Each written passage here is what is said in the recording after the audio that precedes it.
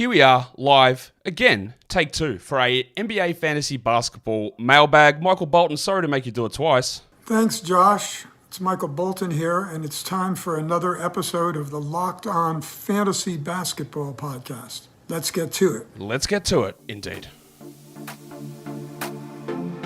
You are Locked On Fantasy Basketball, your daily fantasy basketball podcast, part of the Locked On Podcast Network.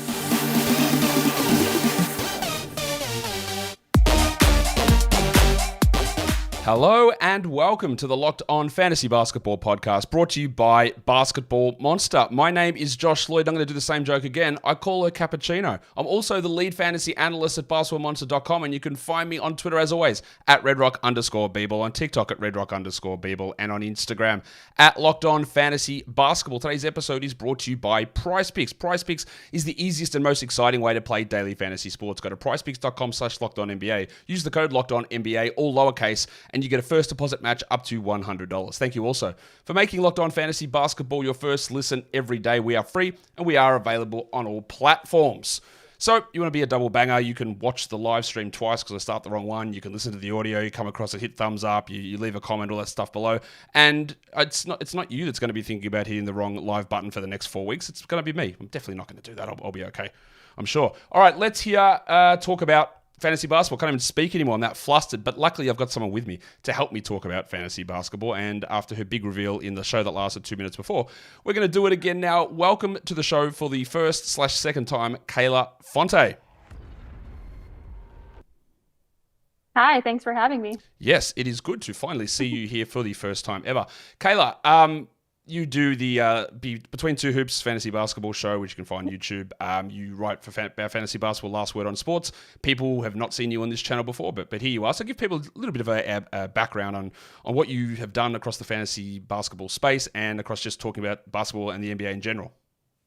Yeah, for sure. I started getting into fantasy last year, but I didn't start writing it until this season. But I've been a basketball fan for many years now and writing about the general NBA for a while. Fantasy is kind of my specialty at the moment, and NBA rumors as well.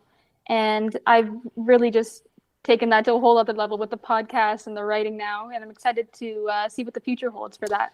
Yeah, so there's always interesting things happening across the NBA, and fantasy basketball is growing quite a bit, which is awesome. Which is part of one of the goals that I have when doing the show, is just to get more people playing and involved in it. And I think we're seeing some big growth across those areas, which is awesome. Now, Jose Martin has an early question for us. He says, RIP Canada jokes. I'm never going to stop making Canada jokes because Canada makes jokes about themselves all the time. Like, just look at them. Look, for example, like, this is how much I love Canada. Kayla's from Canada. And, like, if I actually hated Canada, why would I get someone from Canada on so I could make insulting jokes directly to their face? But anyway, Kayla, how does it feel to be on a show with the rest of the civilized world? It's amazing, to be honest with you. I never would have expected that it would have gone this far, too, when I first started writing about fantasy, and even when NBA Fantasy Bible reached out to me about starting a show. I never could have dreamed that it would have taken off to this extent, and it's just amazing. Well, let's get to some questions. Edgemont Modified Track. Is that your real name? Probably not. All year you've been saying, guys, don't sit if healthy, and if we end it by the 24th of March, we'll be safe from shutdowns. But the other day, you seem to suggest we get rid of Jaren Jackson at any cost. Can you clarify? Yeah, Edgemont, I can clarify.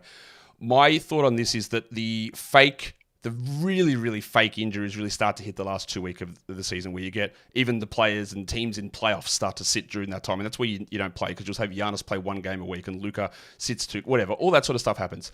Jaren in the Memphis Grizzlies is a very different situation. He's already got this knee contusion. He's had multiple lower body injuries, and I am certain that he will at some point get another injury that pops up at some point here that keeps him out longer than it probably is expected.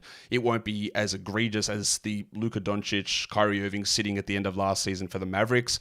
It'll be more akin to what the Blazers did for that's what I'm trying to avoid, what the Blazers did last season. But this is one of those ones where you just feel like something is going to happen. The timeline will get exaggerated versus this guy is not actually injured, so we're seeing him the last 2 weeks. And that's the difference. People just think that everybody is going to sit all the time through the last 2 months of the season. There's very specific situations you can sort of pinpoint that might hit early, and that's what I think with Jaren. How are you approaching that Grizzlies and Jaren Jackson situation, Kayla?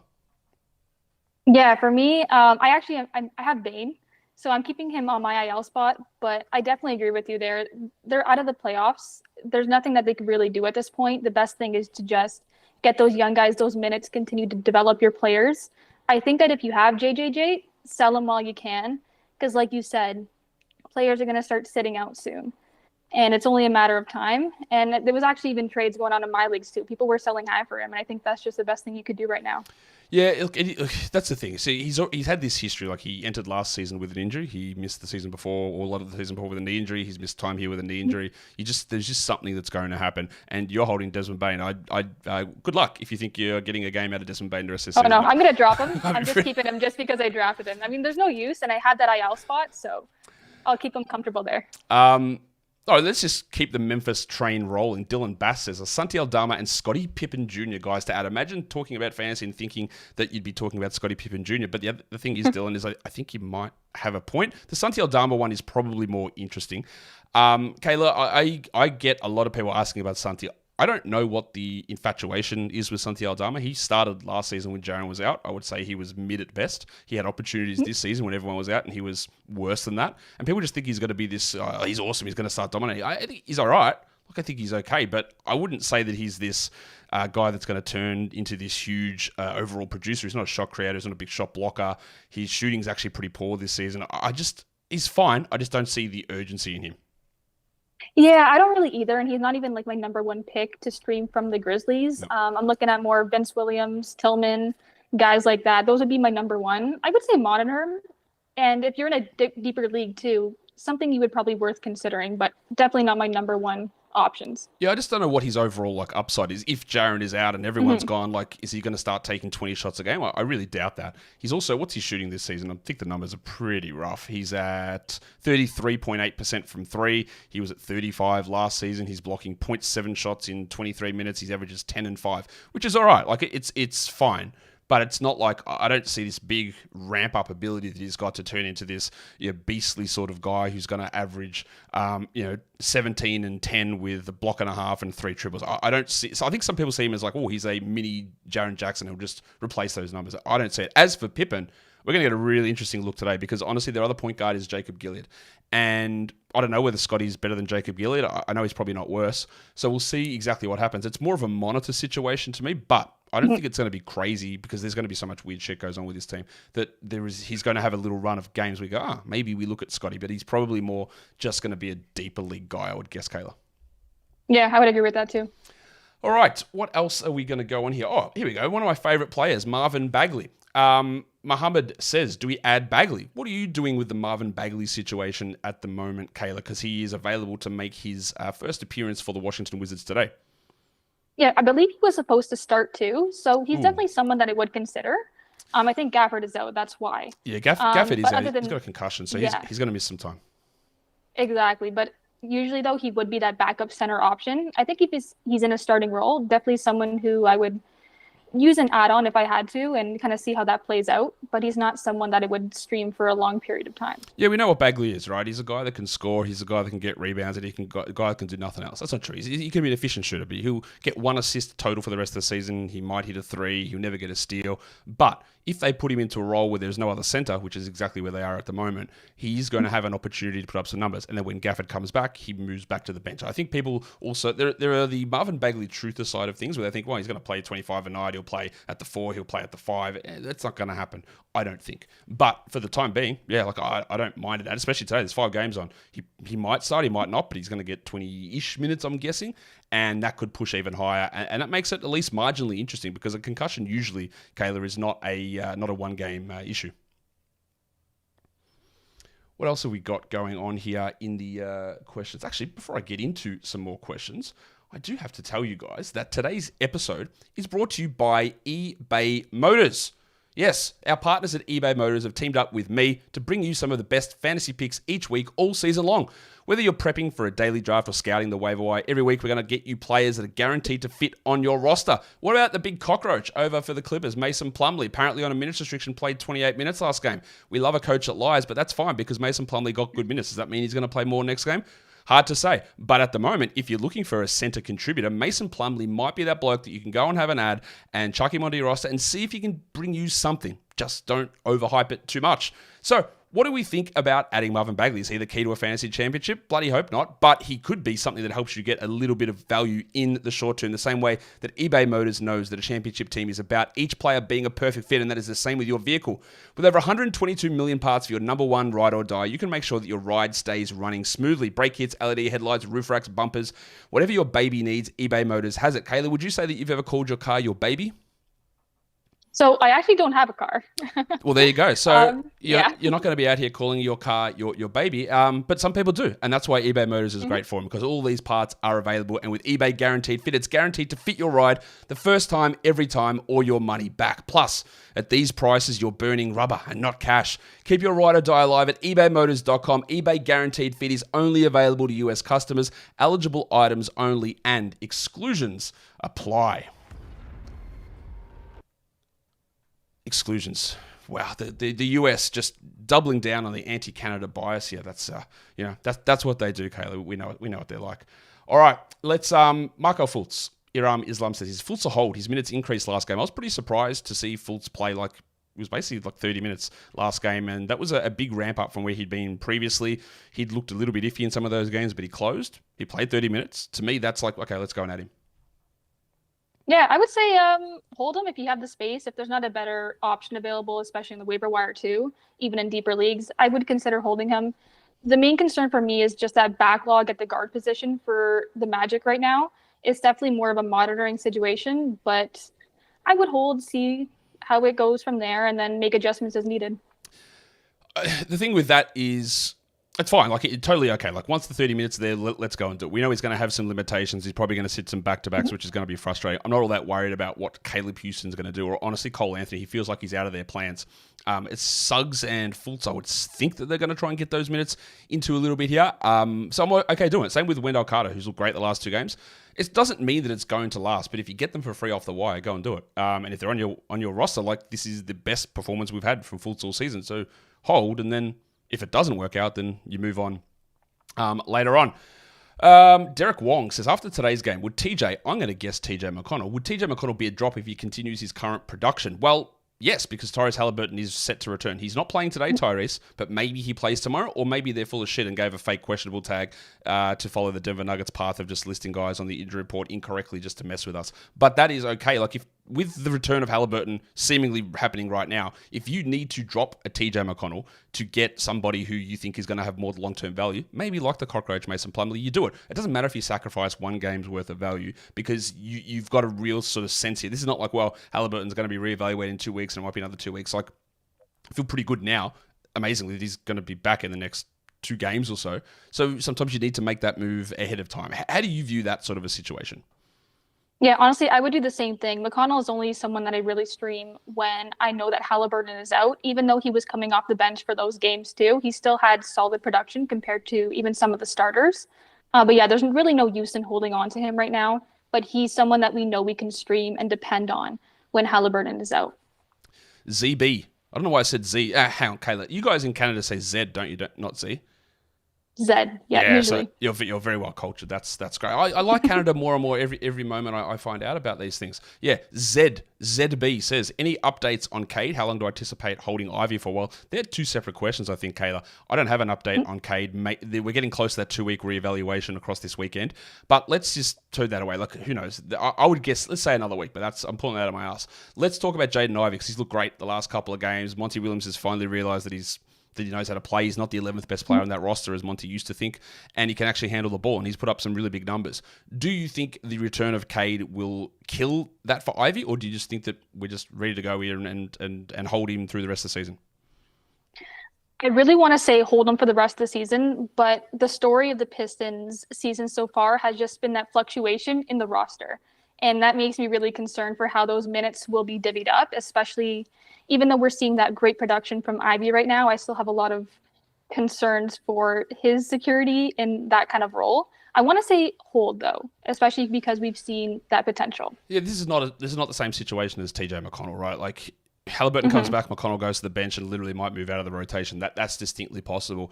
Ivy will still start. He'll still start next to Cade, and while the usage and ball handling reps won't be quite as high, they're still going to be fine. And I would And I was going to say I would rip on the Pistons, but literally that's been the entire ethos of this show all season. But if they said, oh, Ivy's now playing 25 minutes a night and never touching it, I'd fly over to Detroit myself and have a chat to Monty and say, come on, bro, like, what's going on here?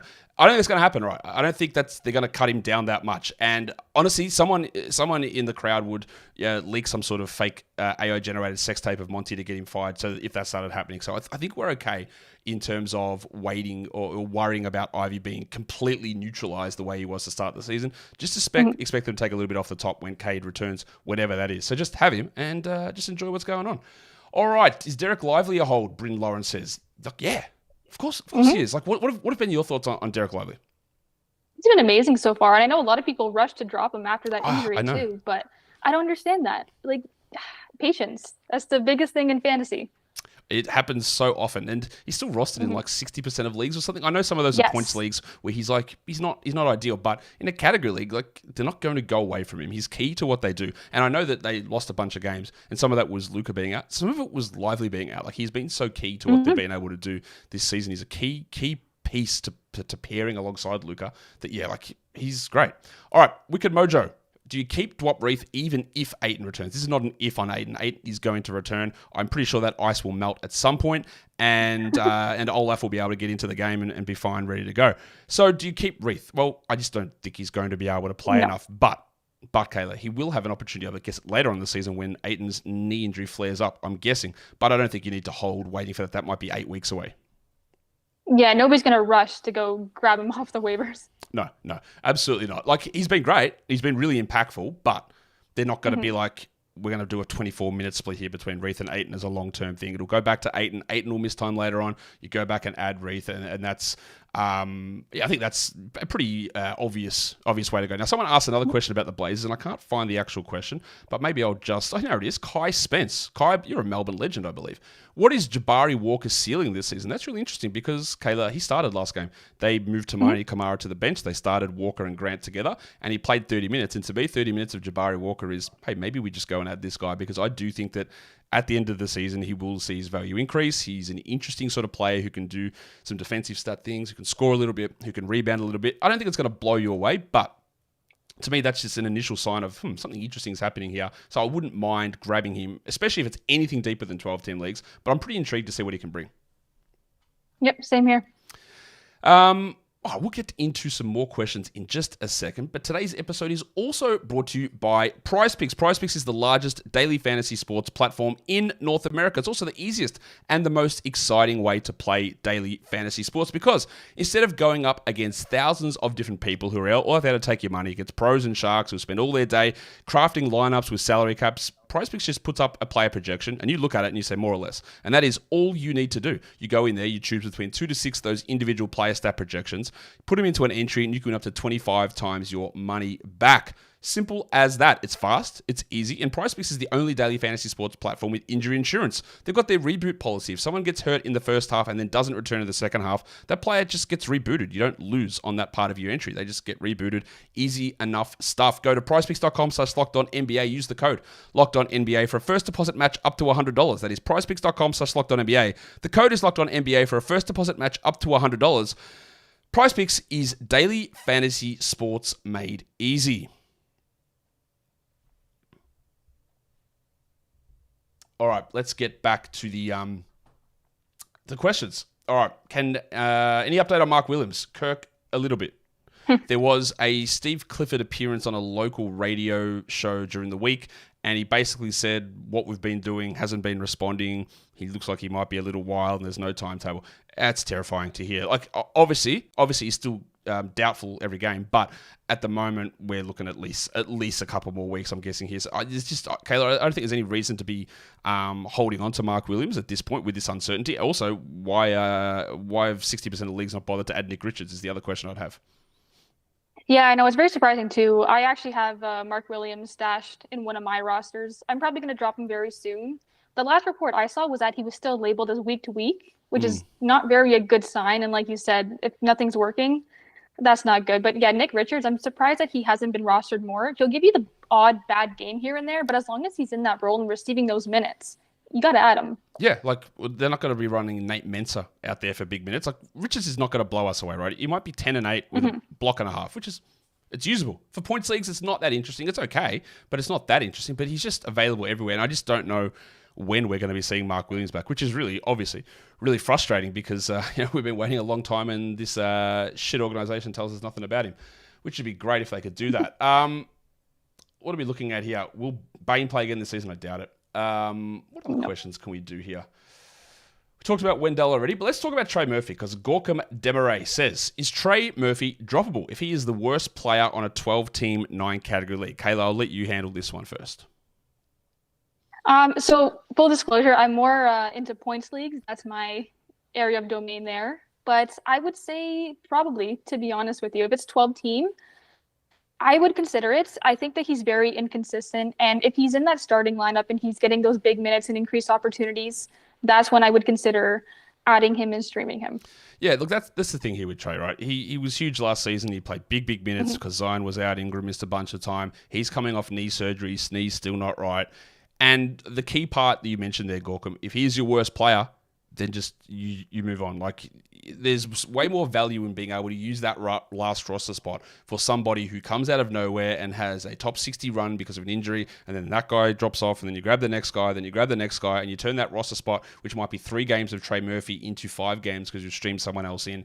As much as we have seen what he can do, like the inconsistencies here, it requires you relying upon somebody else ahead of him to get hurt and then him actually performing up to his level, whereas I just think you get way more utility out of it. Now, you could drop Trey Murphy, stream that spot in, then in a week's time Zion's out for the season and Trey plays 34 a night and dominates. It's possible, but what can you do? Like, you can't just, if you keep holding, waiting for something to happen, well, you're just going to be left behind. You can't catch up. So that would depend. Like, if you're at the top of your standings and it doesn't matter if you lose a couple of matchups, okay, hold. And maybe something does break free.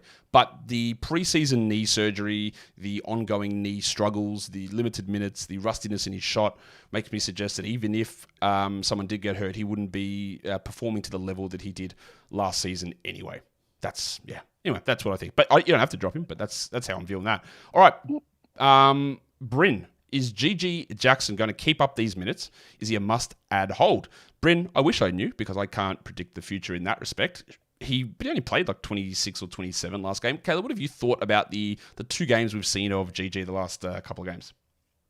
I think he has a lot of potential, and he's very promising. He's definitely someone I have my eye on right now. I haven't added him yet, but I'm definitely considering it just because I have better players right now. And I think we really just have to kind of monitor how the Grizzlies divvy up those minutes and see what happens. But I have a feeling that this is a player who will receive quality minutes as the season goes on.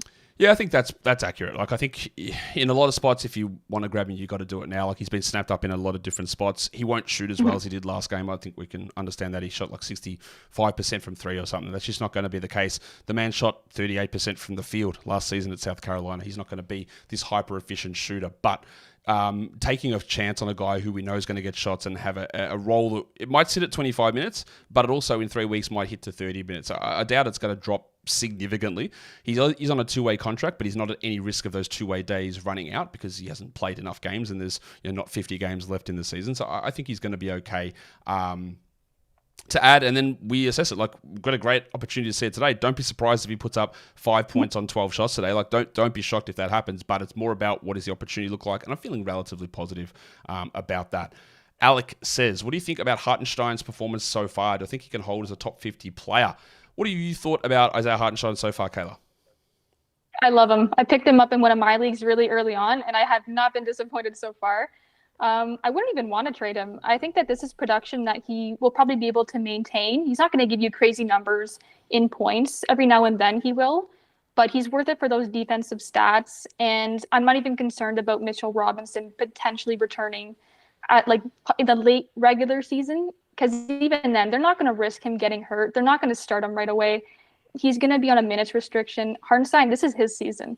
Hold him if you can. Agree. I did have Hartenstein on my sell high show early in the week. That was just to see what you could get out of it. But it's going to be hard to get that because his steal numbers and block numbers are pretty high. His rebound rate is like 16 per 36, which is probably not going to hold. And he was shooting 70% from 2. Also not going to hold. That doesn't mean he's going to turn bad. He's going to be good. That's just going to drop a little bit from where he currently is. Can he be top 50? Yeah, yes, he can. Like, I don't think there's any real concerns about that. And like you, I'm not really that worried about Mitchell Robinson returning. I think that's going to be a long way off.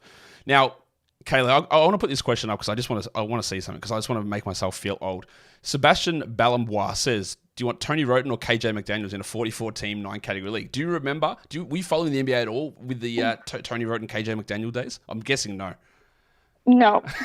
Of course. That's This is like the crazy. early 2010 process sixes when they were winning like 8 games a season, and Tony Wroten was running around like putting up triple doubles on 30% shooting and just dominating the ball. And KJ McDaniels was a rookie 40, averaged like 2 blocks a game in college, and would come in and just jump for everything. And then they were out of the league in about 2 years after that. But they were huge fantasy guys. So Sebastian, thank you for bringing up some funny names. Lamar says, who are a couple of my favorite players to stash ahead of the trade deadline? I want to hear your thought process of this, Kayla, how you approach the upcoming trade deadline 3 weeks away. You know what?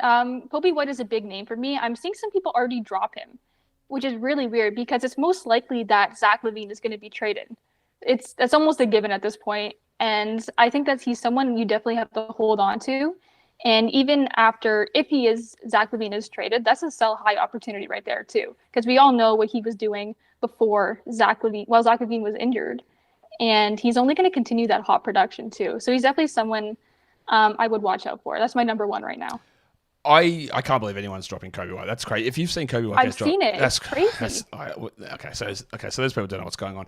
Obviously, Kobe White is a very, very clear must roster play. If you want to get deep in the weeds, though, Lamar, the guys that I'm looking at are some of these young players on shit teams. So Kobe Buffkin is someone I'm watching. But to be honest with you, like just as an aside, I think a lot of the times holding a guy, stashing for a trade deadline, it doesn't give you that much. We're 3 weeks out. There's nothing that's super clear. Last season, I had about 3 or 4 guys that I wanted to stash on hold. One of them was Zach Collins. One of them was Mark Williams. One of them was Bones Highland. And 2 of those 3 hit. There was someone else as well. I can't remember who the other one was. But it's only when I see a clear situation, hey, a center ahead of this guy's going to get traded and that backup's going to be good.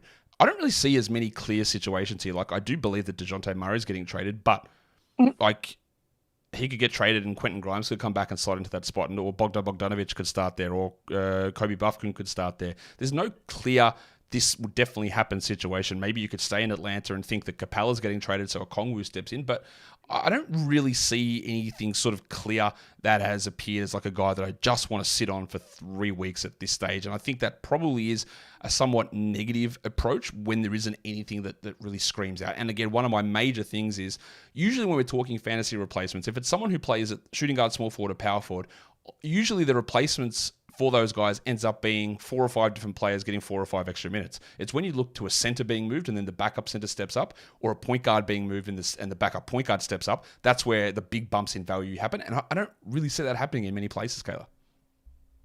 You know, I kind of like the idea of Okongwu, though. If Clint Capella does get traded, because pretty much everyone on the team is going to get traded besides Trae Young and Jalen Johnson, they're looking to be sellers. So I wouldn't be surprised if Capella is one of those candidates too. And Okongwu is someone who we've seen in that starting role, and they've really thrived in that position. And I have a lot of hype for him. He's exciting. I'm running out of patience. I'm running out of patience with this team. I know. and waiting this long to see what they can do. But we'll see. All right. So Steve asks, is it possible they moved the Mavs game that was postponed to the 2-game fantasy playoff week? I guess so. I don't like to. This is the Warriors Mavericks game that due to the death in the Warriors coaching staff, they've postponed the Mavs game again, rightfully so. I don't really know when they're going to move that game. I haven't actually looked in that week to see. Like it sounds good of the Mavericks having a 2-game week, but what do the Warriors have that week? And the Warriors also have to fit that Jazz game into that as well. So I'm just going to have a quick look at the schedule. The Mavs, with their 2-game week, it is on that week there, and the Warriors play 4 games that week. So it's pretty unlikely that Warriors would play 5 in that week. There is a week starting the 4th of March where both Golden State and Dallas have 3 games in that week. So it's possible with a 2-game week for Dallas, but that would overload Golden State's schedule. So I'm not sure, John. Oh, is it John? Steve, sorry. And I think making plans to try and guess when they're going to reschedule a game to try and benefit your fantasy team, I just don't think the outcome from that is going to be positive enough for you to expend the mental energy to figure it out. Mm-hmm. We might do one more question here, I think. Let's do one more. Okay. Let's find a good one. What's a good one we can do? God, Come on, guys, ask a good question, and we can finish this off. Okay, so JP Lawrence, this is a nice strategy question, Kayla. He says, how long does a pickup have to be good before you can trade them? It seems like even Grayson Allen still has that waiver wire smell. It's a really good point. Grayson Allen's been a top 100 player basically all season. He dominated last game and put up those huge numbers, but I think a lot of it is perception. So in terms of trading them, like we just talked about Isaiah Hartenstein, but I don't think anyone looks at him and goes, well, look, he's just this waiver wire guy. Why would I give you anything for? I don't think anyone actually thinks that. Kobe White, Jalen Johnson were added off the waiver wire in plenty of different leagues. I don't think there's a set thing. It's more about how secure do you feel the player's role is and the general idea of the player. Like, 'cause people go, well, yeah, Grayson Allen, bro, like he's playing next to Durant and Beal and Booker, so he's not good. He doesn't have this secure role in that scenario versus what the actual rank is. I don't know how you see that. Do you think that there is like a time to remove that, or is it just an individual thing? To be honest with you, I don't really look at that. For me, I look at the factors that the team is facing right now, and the number one thing would be injuries. So if I know, like, for example, in Kobe White's case, that Zach LaVine is going to be out for a long period of time, that's someone who I'm going to reach out and I'm going to grab right away. And so far, it's been something that's rewarded me. I picked up Kobe White, Isaiah Hartenstein. Nick Richards, too, has been someone who a lot more people should actually run and go grab. But injuries are the number one thing, too. It's harder too, especially when you have like a smaller sample size. If you want to wait and see, I would give it maybe a couple games at that point. But it's also that once people start realizing that this player is going to be doing well, good luck trying to find it. So the longer you wait, the harder it is. It's not even just about like individual set rules or anything. It's just about like engage in trade negotiations with your league mates and like see what they offer. And if they don't want to offer anything good for Grayson Allen, you just go, well, I've just got Grayson Allen. He's playing well, and I'll enjoy the production. And then if they come back with something better later on, then you assess it.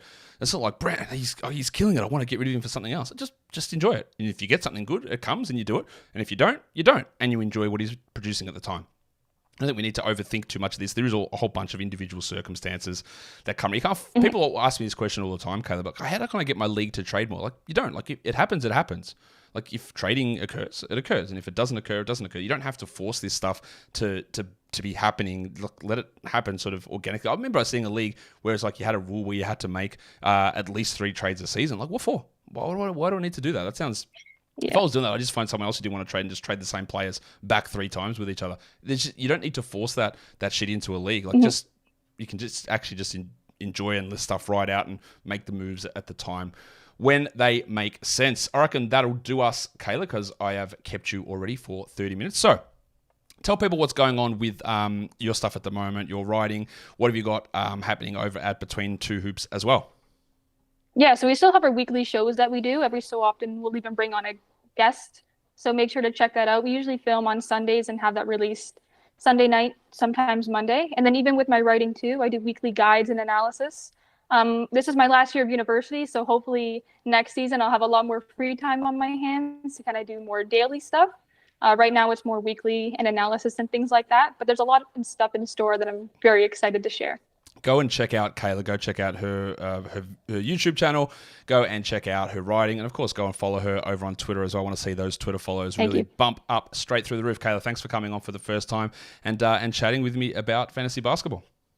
Yeah, thanks for having me. It was a great show. All right, I'm going to go and hit the outro now. Guys, you know what to do. You first of all, go and follow Kayla, but also follow me and be here and be a double banger. Go and hit the subscribe button on the video. Listen to the audio. Give us a thumbs up. Drop your comments down below. All of that stuff goes a long way to helping the show, and I'll go fix up the screw-up I had earlier with the live trade deadline show. What an idiot this guy is. Guys, we are done here.